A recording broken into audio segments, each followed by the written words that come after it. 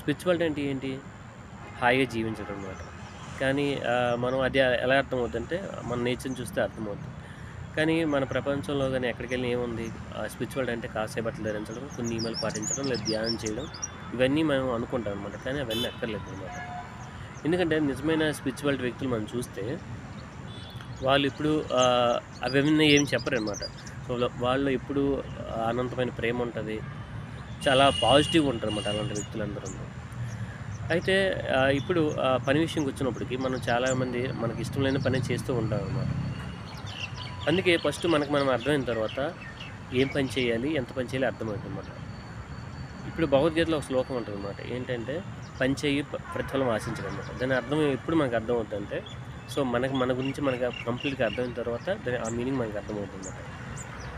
అలాగే నాకు చాలా సార్లు ఒక క్వెషన్ ఉండేది. ఏంటంటే స్పిరిచువాలిటీ గొప్పదా? లేదా ఆధ్యాత్మికత గొప్పదా? అనేసి. సో, ఆబ్వియస్‌లీ స్పిరిచువాలిటీ చాలా చాలా గొప్పది. ఎందుకంటే ఇప్పుడు స్పిరిచువాలిటీ అండి అందరిని ఒకే విధంగా చూడడం, అన్నీ ఒకే విధంగా ఉండడం చేస్తున్నాం. కానీ ఫిలాసఫీ అలా కాదు. ఎలా ఉంటది?